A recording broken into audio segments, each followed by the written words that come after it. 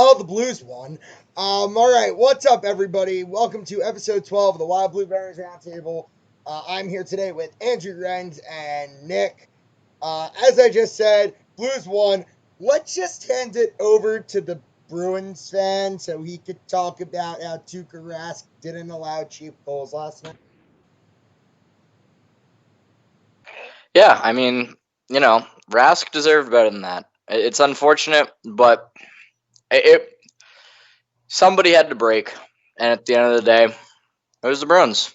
And it's unfortunate. Would have loved to see the Bruins win the cup, especially with an aging core. Char's 42, Bergeron's 33, Kretsch is 30 at least. Marchand's up there. So, yeah, I mean, it is what it is. And at the end of the day, Boston still won 2 of 4 championships, so they can't really be too upset about it. Just got to hope that the Bruins are still in it next season. Yeah, and obviously you're saying that aging core, obviously, you have a guy like Chara who just signed a 1-year extension. Probably next year will be his last season. Obviously, then Bergeron will take over as the captain. You still have David Backes' leadership from the locker room and press box.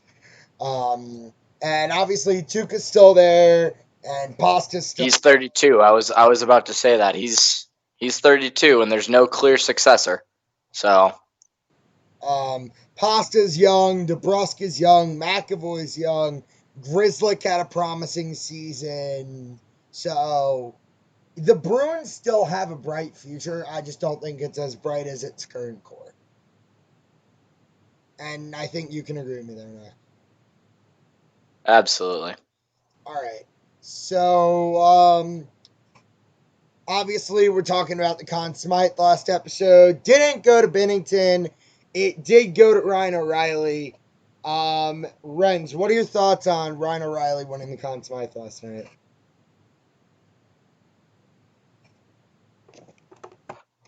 I mean, he deserved it. He led the team in the most points in their franchise's history. I think that's deserving of Conn Smythe. And while Binnington did carry the load for the Blues in net, I honestly could have seen them both having it if the NHL did a co-winner or something like that. I mean, we were looking at it. There were a couple co-rookie years in years past. Yeah. But I'm completely fine with O'Reilly winning. He also deserved it.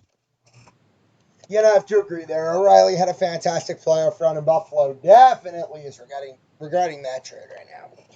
Andrew, thoughts on O'Reilly, the Cup, anything along those lines? Obviously, we didn't really spend too much time talking about the Stanley Cup because Game 6 of the NBA Finals is tonight, and we got some Kyrie Irving news today. So this will be sort of a shortened episode because we all want to go watch NBA Finals Game 6. And then I'll bring up what's happening on Sunday because there will be a special episode we are recording Sunday. So, Andrew, thoughts on O'Reilly, the Cup in general?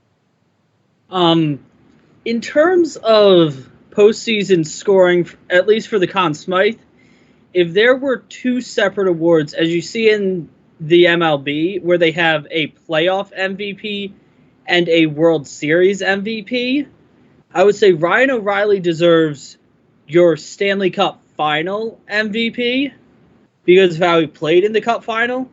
But the postseason as a whole, there is no way St. Louis would have gotten to the Cup Final if it wasn't for Jordan Binnington. So he was just if the Conn Smythe is a playoff MVP as a whole, give that trophy to Jordan Binnington or Tuukka Rask, because both of them played very, very well in the Cup Final, or in the playoffs as a whole. Jordan Binnington had a .914 save percentage and a .246 goals against average in the playoffs. And Tuukka Rask was better than he was in those numbers. Tuukka had a .934 save percentage in the playoffs and a 0.02 goals against. So Tuukka was almost more deserving if they had a sole postseason MVP. Tuukka should have probably won that award if they had one for the postseason and one for just the Cup final. Yeah, and that definitely makes sense. And before we move on, I just want to talk about one more thing, and that is the way that the cup was handed off last night. Do you think it was passed on the correct way, Nick? I didn't. I'm gonna be honest. I didn't see the whole thing. I don't know the exact order.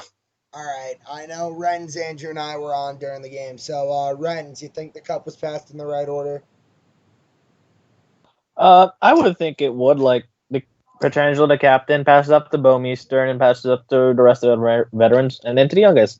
I'm okay with that format or like order. And I mean, Bouwmeester finally broke the stigma of being the oldest defenseman in the NHL, playing the most games without a Stanley Cup.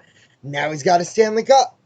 Good for him. Congrats to the St. Louis Blues. Congrats to Jay Bouwmeester, Vlad Tarasenko, Alex Petrangelo. I was saying we needed to see like one where it was just like all the guys who have spent like so much heart into that team, like Petrangelo, Tarasenko, Bouwmeester, Steen, Schwartz, Gunnarsson, Bortuzzo, like Jake Allen, the guys who have been there a very long time. We need to see them along with the newer stars that have broken out into that team, like Colton Parayko, like Sammy Blais, like Jordan Binnington, and Ryan O'Reilly and Braden Shen, obviously, who have been acquisitions.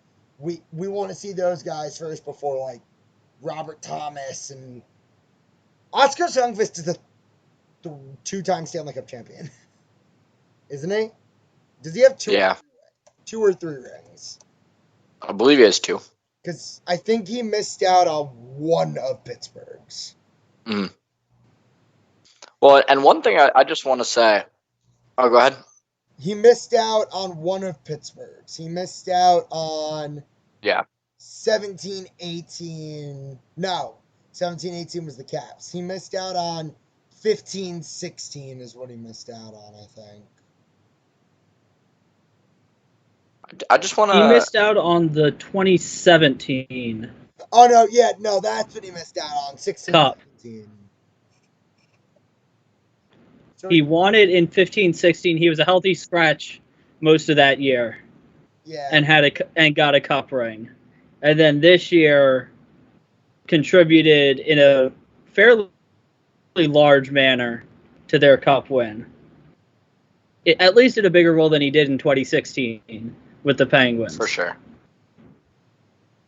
All right. For sure. And one thing that I do think is funny with this and just talking about people who have Stanley Cups is that Steven Kampfer has more Stanley Cups than Joe Thornton does. Steven Kampfer does have more Stanley Cups than Joe Thornton does, and nobody realizes that.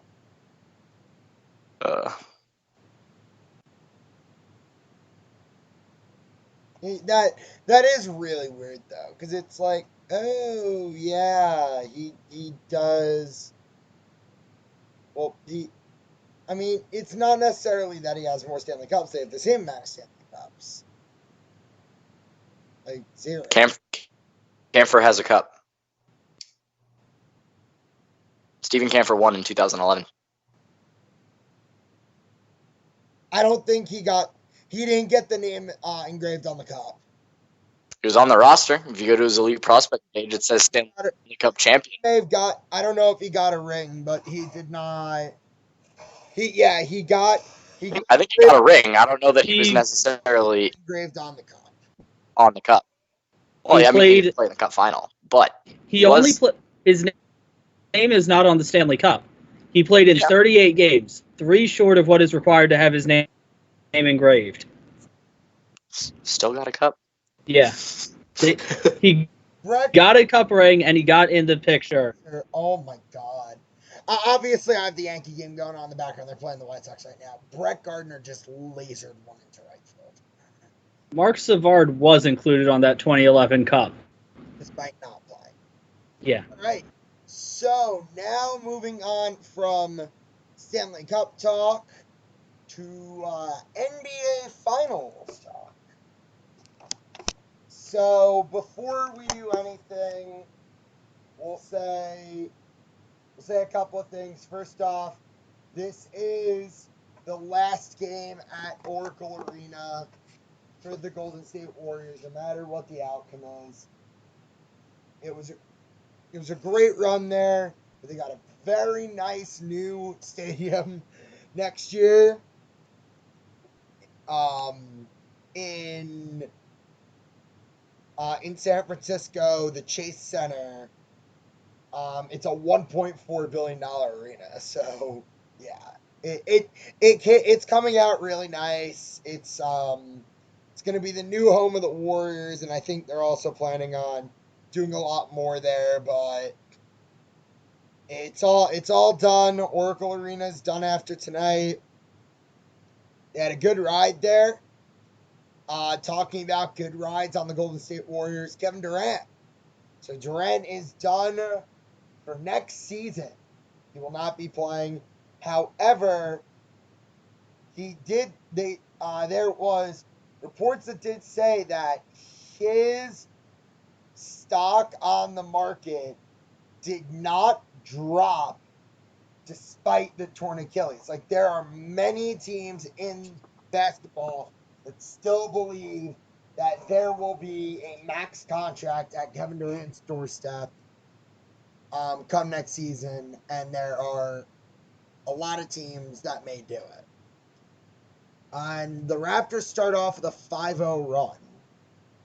Also, the rally towels tonight in Oakland, they're actually really nice. It says, win for Oakland, and it's OAK on the top line, and then LAND on the bottom, and the K and the D are in a different color, so it's win for KD also. So that was really cool. But NBA Finals Game 6, Kyle Lowry has all 8 points in the entire game right now. Do you think the Warriors are going to pull out and send this to 7? Andrew? I think they will. They really want to give Oracle Arena a good send off and not have the NBA Finals trophy raised in their building for the last time when it's not them. They want to go out on a good note, leave the fans with good memories at Oracle. So I think it does go. They are able to somehow take the emotion of the building and it forward into their game and create a win, despite this early deficit they face. All right. Renz, what about you? As much as I want Toronto to win Game 6, Game 6 is the Warriors to lose. Like Andrew said, they want to leave a good memory in Oracle Arena since this is their last game. They don't want the last memory in Oracle Arena to be a team racing a championship that isn't them. Well, I hope they didn't want the last memory in Oracle Arena to be Kyle Lowry defeating them 11-2 right now. But yeah, that's a thing. Nick, what about you? Warriors to lose today or not? Well, to be honest, I think this series ends tonight. I think that Toronto's going to win it because if you're Toronto, it doesn't matter that Game 7 would be on your home court in Toronto. It's Game 7. Golden State's not going to lose in a Game 7. You have to win tonight. He is like Mr. Game 7. Like, he's like the Justin Williams of the NBA. He's Mr. Game 7. Exactly. If you're Toronto, you have to win tonight. There's no ifs, ands, or buts. What most people don't realize is Curry is so clutch in Game 7s, but the Warriors never go to Game 7s. Exactly. So they need to win tonight. And then when it comes to KD, real quick, I just want to say that I don't know why anybody would have expected that this Achilles rupture, would have diminished his stock. It's Kevin Durant. Teams are going to pay him every single cent of that max contract that he deserves. I mean, he's an absolute monster. Oh yeah, 100%. It's just like there are people, and then it came out today that Kevin Durant's last resort was the opt-in, which I'm not surprised because I know Kevin Durant would have not opted in if he still had the option to get an offer from a team that does still give him the max despite being out the majority, if not all, of next season. So still on the topic, I guess we'll talk about players. Oh my God, somebody not named Kyle Lowry scored for the Raptors. But I guess we'll talk about a little bit about the free agents on both of these teams. Obviously, we covered Kevin Durant a little bit. The Warriors, Clay and DeMarcus Cousins are also both free agents. We all assume that Clay's going to come back because KD's not and DeMarcus Cousins is not. So they'll have the money to sign Clay. What is DeMarcus Cousins doing this offseason? Renz? Now, that's an interesting question. I really don't know what he does. I don't think he stays in Golden State because Golden State wants to keep all that money to re-sign Thompson, and I think they will. If I would have to think where he would sign, maybe the Clippers if they wanted to, but they do have like a few centers already like in the fold that are developing. I think Zubac is their center, so I don't think they're gonna. Yeah. I think they're gonna. Yeah, that's the thing. After Clay, if he hits the free agent market, I think they're gonna go after Kawhi. I think they're gonna go after Jimmy Butler. They need a 3. Yeah, basically. They need a 2 or a 3, and that's what they're gonna go after in a Clay, Kawhi, or Jimmy Butler type player this offseason. It is 17-8 Raptors. Well, this game is going slow. We should mention the Raptors are 5 of 6 from beyond the arc, something that's probably not going to hold throughout the rest of this game. Siakam is now up. Now it's 5 for 7. You aren't going to maintain that 83% pace at making your threes. Not a chance. You're going to start missing threes, and Golden State's going to start making shots. I feel like that brick by Siakam is going to start getting them a little loose, back to not scoring. Yeah. Nope. This is where it's going to start becoming Warriors all day. Clay comes in with the tip in from a negative shot. Yeah, here we go. It's a 5-point game now. All right. So, Andrew, what do you think about the DeMarcus Cousins situation this offseason? I really don't know.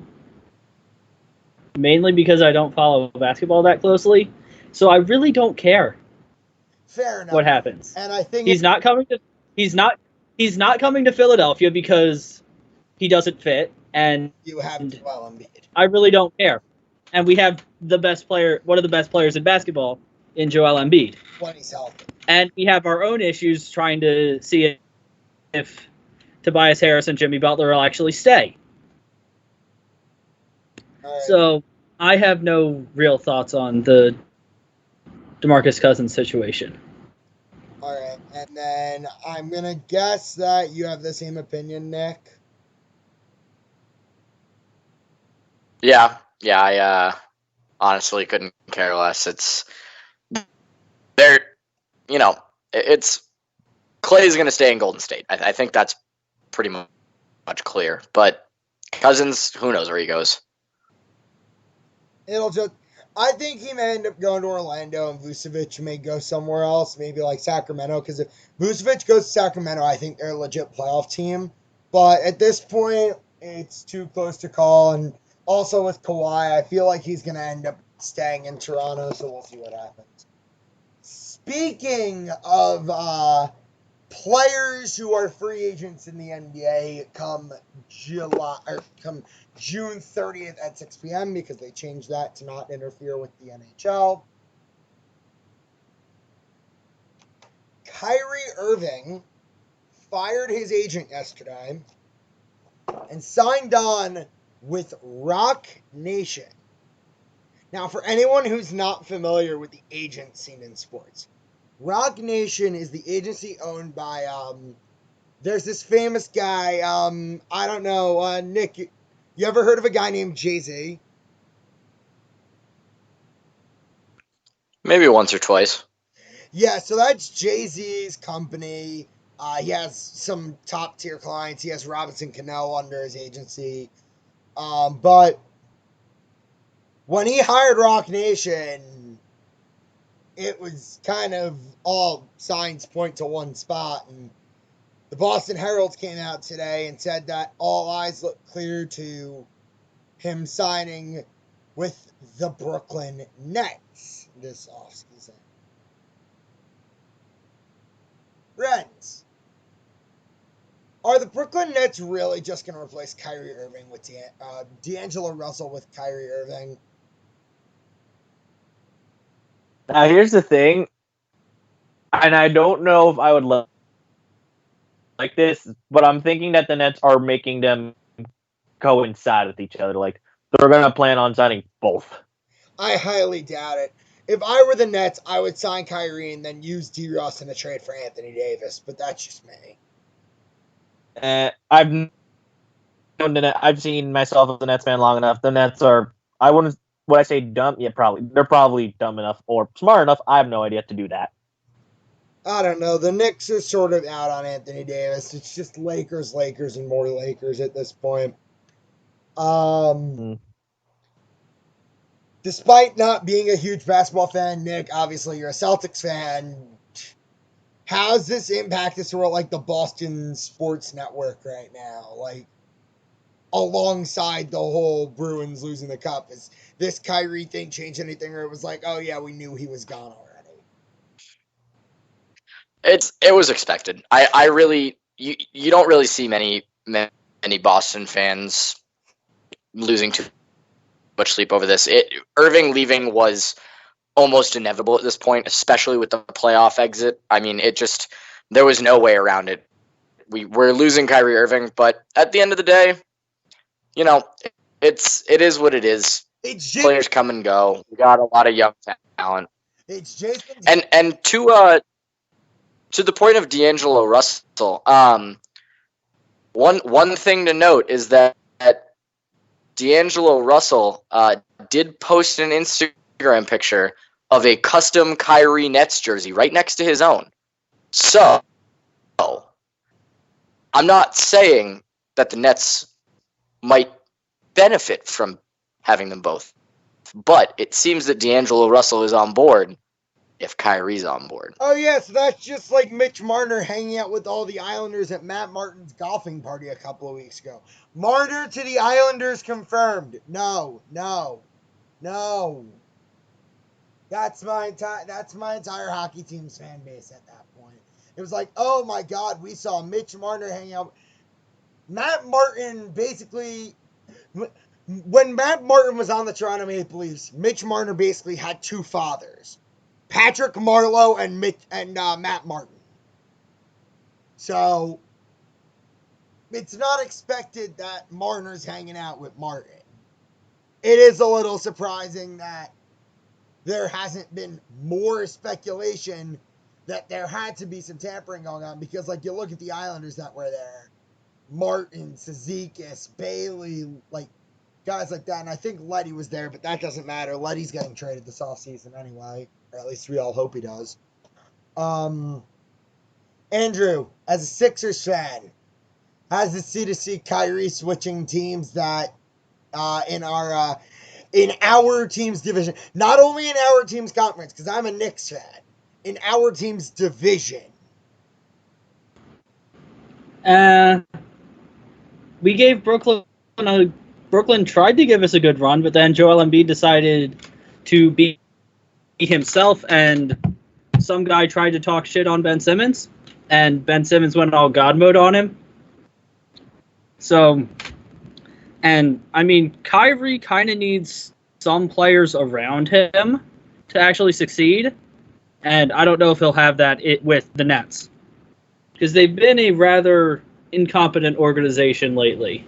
Unless they're talking about D-Rush, Joe Harris, and Jarrett Allen as pieces around him, then I don't know.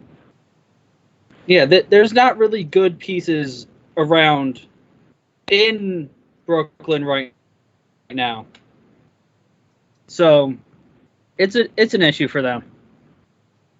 If they do sign Irving, but if he changes teams, it's not like he's in Boston where he has Jason Tatum and all those other players around him that are actually good at the sport of basketball. At this point, we don't even know if he's got D'Angelo Russell around him or Joe Harris around him or Rondé Hollis Jefferson, because for all we know, the Nets may spare those parts in some sort of trade. And the Warriors they may ship everybody. Now, if they do get Anthony Davis and Kyrie Irving, then I'd be a little worried. I don't think that would be the point where I'd be worried about it. All right. And obviously, as a Knicks fan, I'm just hoping that we get Katie, Kemba, and RJ Barrett this offseason. All right. So, now that all of that is taken care of, Marc Gasol is... no, never mind. All right. So, I don't really think there's much more we have to talk about because, covered that really quickly. So, elongated final thoughts. Ren, start us off. So I'm coming here with not really a final thought. I'm just watching the Mets game and then switching to the finals game at the same time. Mets, why out of all the years your perpetual mediocrity, really this year? I would have expected it from 2015 or 16, but 2019, I guess that's fine. I'll accept 500. And the finals, Raptors, please just win. As much as I don't think you're not gonna, as much as I think you're going to lose, please just win. And let's just remember, Van Wagenen and Callaway said that Jet Lowry is nowhere near playing a rehab game. Oh, he's not playing this year. I don't think he's. I could say that with confidence. That means if he does, it's going to be in the playoffs if the Mets somehow pull off 10 million miracles. Playoffs? What are the playoffs? You're a Mets fan. Hey, I have to have a negative side and I have to have a drug side, okay? You have to have a negative side and a result of a negative side. Yeah. Or delusional side. Okay, so make it 3. No, I think delusional and drunk are the same thing. I hate liquor, so wait, I do. All right. So I'll go next. I have a couple of things. First off, with the Yankees, Stanton and Judge are coming back in a week, so we're all good there. No more Clint Frazier playing right field and his mediocre defense, and Kendrys arthritis at DH because he just went on the injured list. What else?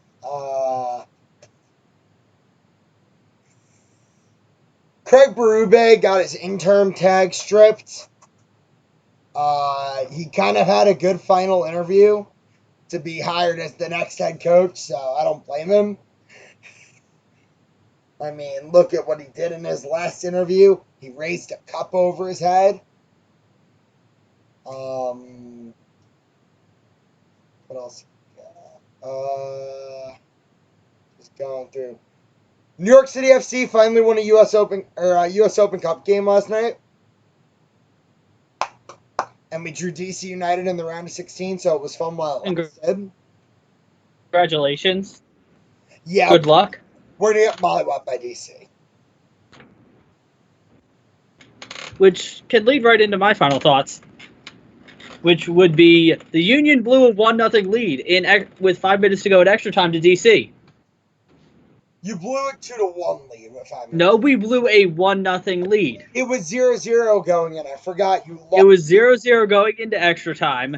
The Union's score in like the 115th minute. So there's 5 minutes left in extra time. DC score in the 118th on a header from a corner. And then Luciano Acosta dances into the box like Ilsinho, draws a penalty, and Wayne Rooney converts in the 120th minute. It was painful. Because it's Wayne Rooney, and what do you expect? Wayne Rooney, one of the best players in MLS, and someone who was once one of the best players in the world, converted and put the penalty about placed the penalty about as perfectly as you could, putting it right between the post and the goalkeeper's hand, who happened to guess right. He did guess right. I'll give him that. It's just you can't stop a Wayne Rooney penalty when it's put where it was. Fair enough. So it was a little disappointing, but it was a subpar Union team that was put out there. And at least we know we could have depth that's competent to hang with DC United for 118 minutes. I just wish I could have seen what they would have done with all their players, but in the U.S. Open Cup, you only have 5 international roster spots. So there's a limit to how many players you can have on your roster. Hence why Hence why New York City last night had a 4-man bench, one of which being an extra goalie, and the other which being all strikers. Yeah. It's tough when you get to the U.S. Open Cup because you can't run with the team you run with in MLS because there's different rules. Yep, hence why players like Daniel Bedoya and Juan Pablo Torres and Keaton Parks, who scored a brace last night, got time. Yeah. But at least the Union can now focus on MLS regular season. We're almost halfway through the regular season, and the Union are at the top of the table in the East. If they'll continue playing like this, and if they get Marco Fabian back and he integrates into the team, well, good luck to the rest of the MLS. I look forward to seeing what a healthy Marco Fabian can do in this Union lineup. Yeah, the word that we're waiting on, though, is healthy. Yeah. He's been battling an ankle injury. He got sent off for accidentally landing on I believe, Toronto FC player in his second game he played as a member of the Philadelphia Union. You got any more thoughts, or can we head over to Nick? We could pass it off to Nick now. All right, because after that, we got some stuff to talk about that's going on over the next couple of weeks.